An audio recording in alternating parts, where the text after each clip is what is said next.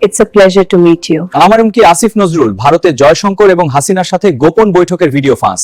বিস্তারিত জানতে দেখতে থাকুন। ডক্টর এস জয়শঙ্কর বাংলাদেশে এসেছিলেন। বাংলাদেশের 26 লক্ষ ভারতীয় তত্ত্বের প্রবক্তা আসিফ নজরুল সেও কিন্তু সাক্ষাৎ করেছে। দেখেন বিচির মধ্যে হাত দিয়ে কিভাবে বসে আছে জয়শঙ্করের সামনে। আসিফ নজরুল সকাল সন্ধ্যা ভারত বিরোধিতা করে, ভারতীয় আধিপত্যবাদ বিরোধী বক্তব্য দেয়। আসিফ নজরুল গিয়ে জয়শঙ্করের সামনে বসে আছে, দেখেন চুরের মতো মধ্যে হাত দিয়ে। এই হচ্ছে আসিফ নজরুলের চরিত্র। আইন উপদেষ্টা আসিফ নজরুল, পররাষ্ট্র উপদেষ্টা তৌহিদ হোসেন এবং জাতীয় নিরাপত্তা উপদেষ্টা খলিলুর রহমানের সাথে আলাপ হয় ভারতীয় পররাষ্ট্রমন্ত্রীর। কূটনৈতিক সূত্রগুলো বলছে, একেবারে অনানুষ্ঠানিক আলাপ হলেও তিন উপদেষ্টাকে যে বার্তা দিয়ে গেছেন সেটি ভারতের আগের অবস্থানকে তুলে ধরে। গত অনেক দিন হয় ডক্টর মোহাম্মদ ইউনূস তার প্রিয় বিদেশ সফরে যাচ্ছেন না। আপনারা লক্ষ্য করে থাকবেন, অনেকেই বলছেন যে বিদেশিরা আর ইউনূসের সঙ্গে কাজ করতে আগ্রহী নয়। তাহলে ইউনূসকে কি বাতিল করে দিচ্ছে তার মিত্ররা? ভারতের প্রধানমন্ত্রী নরেন্দ্র মোদীর লেখা তারেক রহমানকে যে চিঠি, সেই চিঠিতে নরেন্দ্র মোদী কি বলেছিলেন? Breaking news.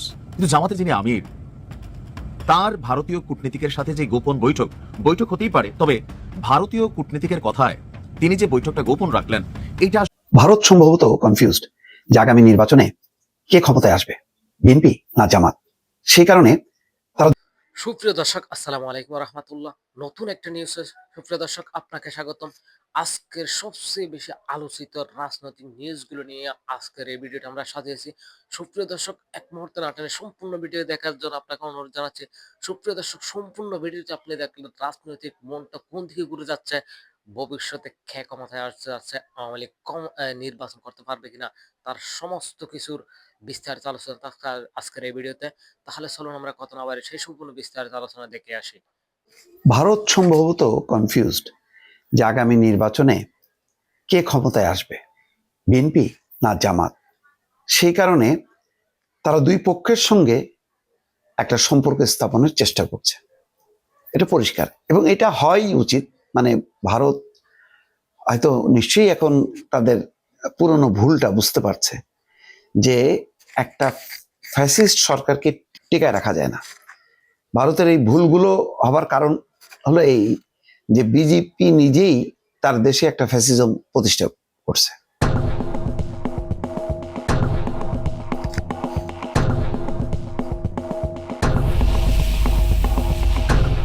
তো ফ্যাসিজম দিয়ে, ধর্মকে সুড়সুড়ি দিয়ে সে মনে করছে যে সে আজীবন ক্ষমতায় থাকবে।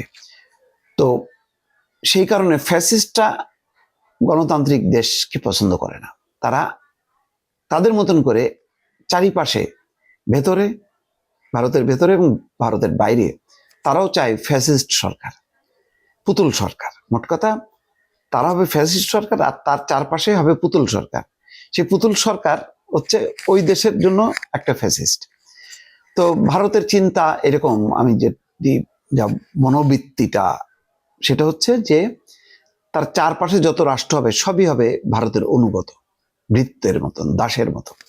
ভারত একটা হবে, বাংলাদেশ একটা হবে তেমন ভৃত্য, নেপাল হবে তেমন একটা ভৃত্য, ভুটান হবে একটা ভৃত্য, এইভাবে শ্রীলঙ্কার সব তার চারপাশ থাকবে সব। তো সেই সব দেশে গণতন্ত্রের দরকার নেই। গণতন্ত্র থাকলে বিপদ হলো এই যে কখনো ভারত বিরোধী কোনো শক্তি চলে আসবে, তখন ভারতের বিপদ।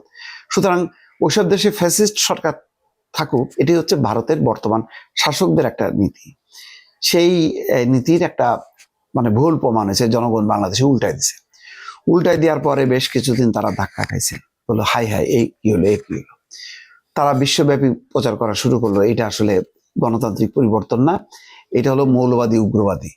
মানে এবং ভারতের মানে হিন্দু সম্প্রদায়কে তারা উস্কানি দিল যে ভারতে, বাংলাদেশে হিন্দু নিধন শুরু হয়েছে, সমস্ত মন্দির সব ভাঙচুর করা হচ্ছে, উচ্ছেদ করা হচ্ছে এবং হিন্দু নিপীড়ন শুরু করছে। তো এটা তো আসলে শেষ পর্যন্ত ধোপের টেকে না, কারণ আন্তর্জাতিক মহলের দৃষ্টি, আন্তর্জাতিক অন্যান্য দেশ, সংস্থা, তারা কেউ বলেনি যে বাংলাদেশে এমন কিছু হচ্ছে। তো ফলে এখানেও একটা ধাক্কা খাইলো। ধাক্কা খেয়ে এখন তারা চিন্তা করছে ওকে আমরা এটা বাদ দিই, আমরা আর মানে হাসিনা তো গেছে, আর কবে আসবে ঠিক নেই। এখন আমরা দেখি যারা ক্ষমতায় আসবে তাদেরকে পকেটস্থ করা যায় কিনা, সেই লক্ষ্য নিয়ে হয়তো তারা কূটনৈতিক যোগাযোগ বাড়াইছে। আজকে জয়শঙ্করের আসার পেছনে এটা শুধুমাত্র যে বেগম খালেদা জিয়ার প্রতি শ্রদ্ধা নিবেদন করতে আসছে তা না, এটা মূল লক্ষ্যটাই হচ্ছে তাদের দৃষ্টিকোণ থেকে তারা সম্পর্ক পুনর্জীবিত করতে চায়, তারা সংযোগটা স্থাপন করতে চায়, যে সংযোগটা 5ই আগস্টের গণঅভ্যুত্থানের মধ্য দিয়ে বিচ্ছিন্ন হয়ে গিয়েছিল, সেই সংযোগটা তারা স্থাপন করতে চায়। সেই স্থাপন করার লক্ষ্য নিয়েই তারা এখন অস্বাভাবিক কাজকর্ম করছে। তারা একসঙ্গে বিএনপির সঙ্গে, একসঙ্গে জামাতের সঙ্গে, দুই পক্ষের সঙ্গেই যোগাযোগ করছে। এখন যেহেতু ভোটের রাজনীতিতে মানে ভারত বিরোধিতা না করলে নয়, সুতরাং জামাত এখানে তার কর্মীদের বলছে যে দিল্লি না ঢাকা, ঢাকা ঢাকা স্লোগান দিয়ে ভারত বিরোধী একটা জোশ তৈরি করো, যাতে সেই জোশের ভোটগুলো আমাদের বাক্সে আসে। তো এখন ভারত চিন্তা করছে যে আগামীতে যে নির্বাচন, সেই নির্বাচনে নিঃসন্দেহে জামাতের তার পাল্লা ভারী হয়েছে। তো এখন কি বলা যায় না, যেমন তারা চিন্তাও করতে পারেনি যে 5ই আগস্ট এরকম একটা ঘটনা ঘটে যাবে। তো এখনো তারা চিন্তা করতে পারছে না যে আগামী নির্বাচনে কি আবার মনে হচ্ছে বিএনপি আসবে, তাহলে কি জামাত চলে আসবে নাকি বিএনপি আসবে। তো দুই লক্ষ্য নিয়ে আমার ধারণা যে তারা জয়শঙ্কর বাংলাদেশে আসছে, যে তারা একসঙ্গে করলো, বিএনপি প্রতি বন্ধুত্বের হাত বাড়ায় দিল। এবং নরেন্দ্র মোদীর চিঠিতে তো এটা কল্পনাই করা যায় না, তারেক রহমানকে যেভাবে প্রশংসা, বেগম খালেদা জিয়ার প্রতি শ্রদ্ধা নিবেদন করার মধ্য দিয়ে একটা লম্বা এরকম চিঠি, এটা জানি না এটা শেখ হাসিনাকে উদ্দেশ্য করে নরেন্দ্র মোদী কখনো লিখেছেন কিনা, এখন তারা তাও লিখছে। তার মানে ভারত অত্যন্ত তারা ওই আপনার মাথায়ও হাত রাখবে, আবার পিঠেও হাত রাখবে। মাথায় হাত রেখে তারা দোয়া করবে, আর পিঠে হাত রাখবে যে ধাক্কা দিয়ে ফেলে দেবে। তো এরকম একটা ভয়ঙ্কর একটা মনোবৃত্তি ভারতের বর্তমান শাসকদের। তো এই কারণে তারা বিএনপিকেও হাতে রাখতে চায়, জামাতকেও হাতে রাখতে চায়। যে ক্ষমতায় আসবে বলবে যে এই তো তোমাদের সাথে আমরা যোগাযোগ স্থাপন করছি, বন্ধুত্বের হাত তো আগেই বাড়াই দিছি, এবং আমাদের আশীর্বাদ তোমাদের জন্য থাকলো, তোমাদের সাথে আমরা সম্পর্ক করতে চাই। সম্ভবত এই নিয়ে তারা দুইভাবেই খেলছে। কিন্তু এই খেলাটা এটা সামগ্রিকভাবে হওয়া উচিত ছিল। ভারতের কূটনীতিটা হওয়া উচিত ছিল যে বাংলাদেশের সাথে আমরা, যেহেতু বাংলাদেশের মুক্তিযুদ্ধ স্বাধীনতা সংগ্রামের সাথে ভারতের একটা সম্পৃক্ততা আছে, এটা ঐতিহাসিক, সেই কারণে তাদের দৃষ্টিতে কোনো একটা বিশেষ দল না, সব দলের সাথে প্রকাশ্যেই সম্পর্ক রাখা, গোপনের কোনো সম্পর্কের দরকার নেই। তো প্রকাশ্যের সম্পর্ক, মর্যাদার পূর্ণ সম্পর্ক, যাতে সন্দেহ বিশ্বাস তৈরি না হয় সেরকম সম্পর্ক। কিন্তু ভারত আসলে ওই পথটা থেকে গোপন পথটা বেশি পছন্দ করে।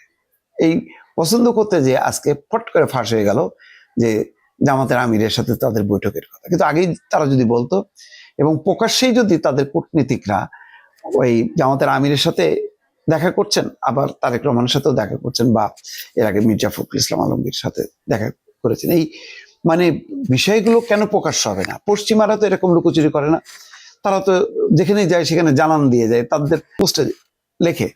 কিন্তু এখানে তো ভারতীয় দূতাবাসের অফিসিয়াল পেজও নেই, জামাতও লিখলো না। এই জায়গা থেকে বের হয়ে আসা দরকার। তো এখন বোঝা যাচ্ছে যে ভারত কনফিউজড, যে তারা আগামীতে নির্বাচনে কে আসবে না আসবে এটা বুঝে উঠতে পারতেছে না। কিন্তু যেই আসুক, ক্ষমতার